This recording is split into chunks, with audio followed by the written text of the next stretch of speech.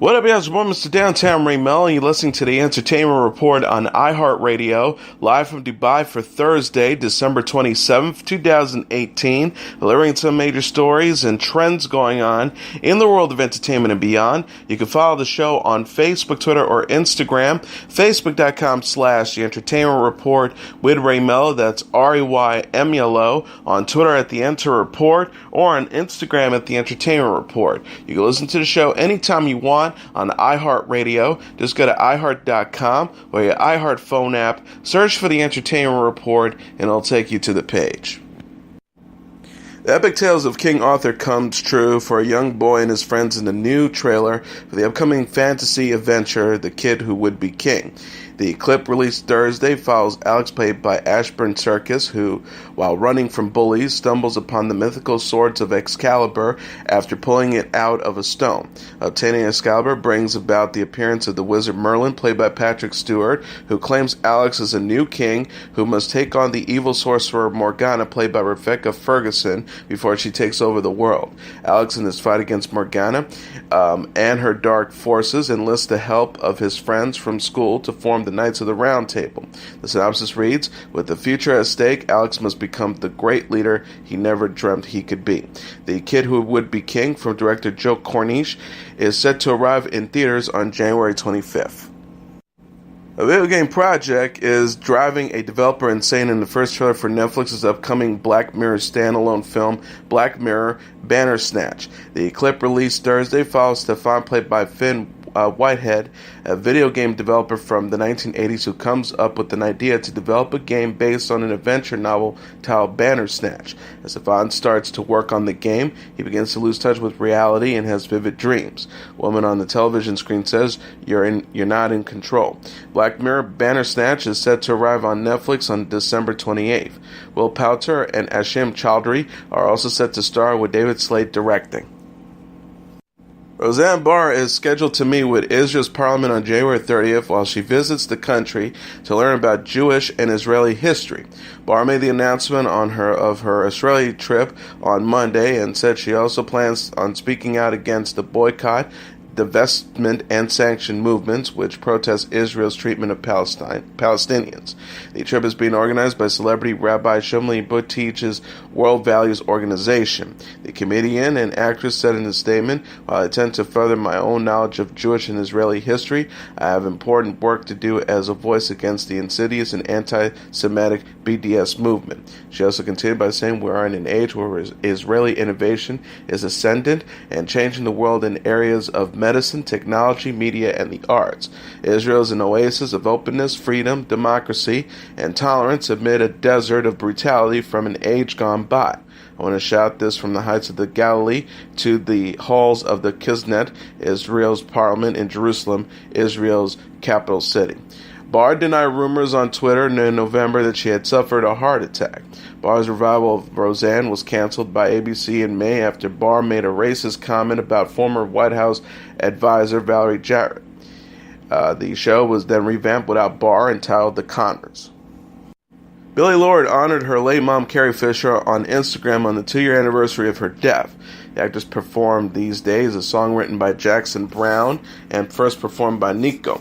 Lourd captioned the clip, "It's been 2 years since my mom's death, and I still don't know what the right thing to do on a death anniversary is. I'm sure a lot of you feel the same way about your loved ones." She continued by saying, "So I decided to do something a little vulnerable for me, but something we both love to do together, sing. This is the piano her father gave her, and this is one of her favorite songs. And as the song says, we must keep on moving." She also concluded by saying, "I found that what keeps me moving is doing things that make me happy, working hard on the things that I'm passionate about, and surrounding myself with people I love and making them smile. I hope this encourages anyone feeling a little low or lost to keep on moving. As my mom once says, take your broken heart and turn it into art, whatever that art may be for you." Fisher died at the age of 60 in December 2016 following a heart attack. Debbie Reynolds, Fisher's mother and Lourd's grandmother, died one day after Fisher at the age of 84. Lourd and Fisher both appeared in Star Wars The Force Awakens and Star Wars The Last Jedi. Empire star Terrence Howard announced on Instagram that he is engaged to his ex-wife Mira Pak 3 years after the couple divorced. Howard uploaded photos of the engagement ring and one of himself about to slip the ring onto Pak's finger on Tuesday, alongside a video of a speech he gave during a dinner party. The actor said during the speech, "It took me 45 years to find you, but now that I have you in my 50th year, I will spend the rest of eternity at your side." Howard and Pak originally tied a knot in 2013 and divorced in July 2015 before reconciling. The couple have 2 children, son Kieran, 3, and Hero, 2. Pak is Howard's 3rd wife. He was married to Lori McComas from 1984 to 2003, and then from 2005 to 2007 after getting remarried. Howard was then married to Michelle Kent from 2010 to 2013. Miley Cyrus and Liam Hemsworth have posted onto social media photos and one video taken from their recent wedding. Cyrus and Hemsworth tied the knot on December 23rd during a ceremony at their home in Franklin, Tennessee. Cyrus said alongside a black and white photo of herself kissing Hemsworth at the wedding, "This probably our 1 millionth kiss."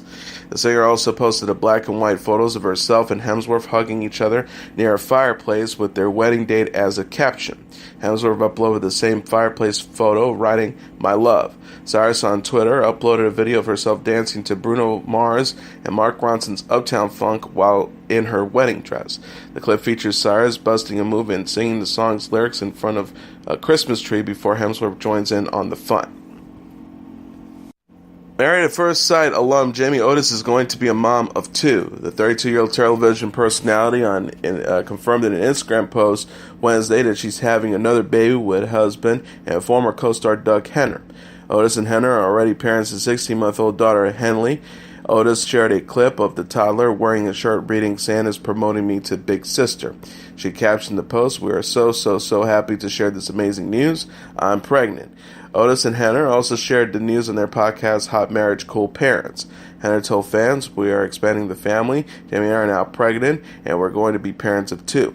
Something we've been trying for a little while now has finally come to fruition. I can't wait to meet our little baby boy." Otis clarified, "You hope it's a boy. I love that you said Jamie and Doug are pregnant. I'm pretty sure there's only one of us pregnant." Otis gave birth to Henley in August 2017 after having a miscarriage the year before. She had an early miscarriage in September due to a chemical pregnancy.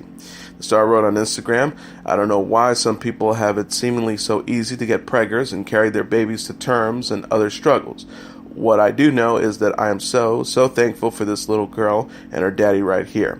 Otis and Henner met on the Lifetime series Married at First Sight, which pairs couples who have agreed to marry when they first meet. The couple wed in 2014. Ariana Grande posted on her Instagram story a photo of herself having a FaceTime conversation with her estranged father, Edward Butera. Grande uploaded the black and white photo on Christmas Day. The photo features Butera smiling from Grande's phone as she sits in front of a Christmas tree. Grande last mentioned her father in her hit song Thank You Next.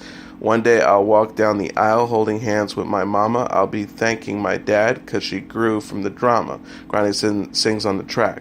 Butera and Grande's mom, Joanne, split when the singer was 8 years old, Us Weekly reported. Grande confirmed in July 2014 during an interview with 17 that she had a fallout with Butera. She said, "At the time, it took me so long to be okay with it. The thing that got me there was embracing the fact that I am made up of half my dad, and a lot of my traits come from him. So much of me comes from my father, and for so long I didn't like that about myself. I had to accept that it's okay not to get along with somebody and still love them." Grande recently delivered the first television performance of her new single, Imagine, on The Tonight Show. Drake posted on Instagram a photo of artwork that was given to him by his 1-year-old son Adonis. Drake uploaded a photo of the frame artwork Wednesday. The pieces featured green, blue, yellow, and red handprints. Drake said alongside a blue heart emoji and a Christmas tree emoji, "Adonis, Picasso, don't at me." Drake confirmed in June of his 5th studio album Scorpion that he fathered a child after rapper Pusha T said Drake had a child on a diss track, The Story of Adonidon.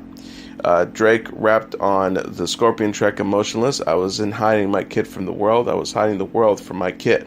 Drake recently spoke about Adonis to NBA star LeBron James on an episode of HBO The Shop. Drake discussed his relationship with Adonis' mother on the program, who is rumored to be former adult film star Sophie Bruxelles. Drake says, "I do want to be able to explain to my son what happened, but I don't have any desire for him to not love his mother, or I don't ever want the world to be angry at his mom. We have found ourselves in a situation, and we are both equally responsible now. I'm just really excited to be a great father."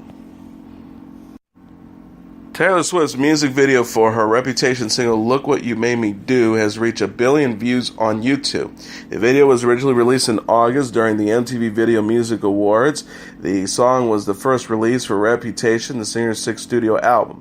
Swift in the video is seen bringing back a number of old personas, such as the nerdy girl from the You Belong With Me video, among others. The clip ends with the various personas taking among themselves in front of an airplane, as a version of Swift from the 2009's VMAs proclaims, "I would very much like to be excluded from this narrative," a reference to her feud with Kanye West, which started at that year's VMA ceremonies. The "Look What You Made Me Do" video is Swift's 4th visual to reach 1 billion views, following her music videos for "Shake It Off," "Blank Space," and "Bad Blood." Swift will next be seen lighting up the stage in Netflix's upcoming Reputation Stadium Tour concert special that is set to premiere on the streaming service on New Year's Eve. And here are the top 10 songs on the Billboard Hot 100 singles charts for the week of December 29th. Number 10, Andy Williams with "It's the Most Wonderful Time of the Year." Number 9, Lil Baby and Gunna with "Drip Too Hard." Number 8, Kodak Black featuring Nicki Minaj with "ZZ." Number 7, Mariah Carey with "All I Want for Christmas Is You." Number 6, Panic at the Disco with "High Hopes." Number 5, Marshmello and Bastille with "Happier." Number 4, Post Malone with "Sunflower." Number 3, Travis Scott with "Sicko Mode." Number 2, Halsey with "Without Me." And the number 1 song on the Billboard Hot 100 single charts for the week of December 29th, Ariana Grande with "Thank You Next." And now let's take a look at what happened on this date in entertainment history. On this date in 1895, the legend of Stagger Lee is born.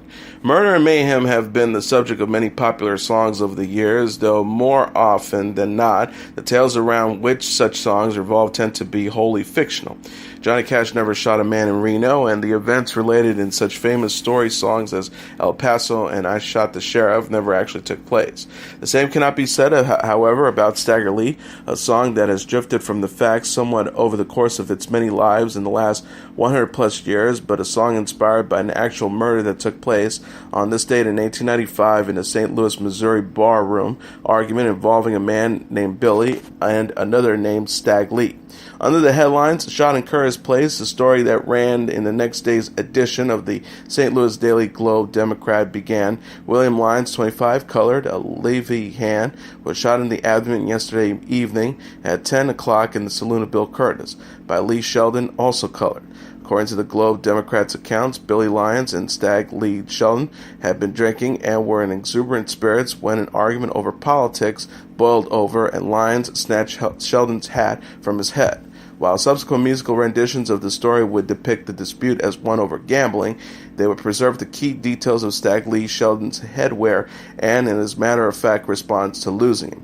Sheldon drew his revolver and shot Lyons in the abdomen. When his victim fell to the floor, Sheldon took his hat from the hand of the wounded man and coolly walked away.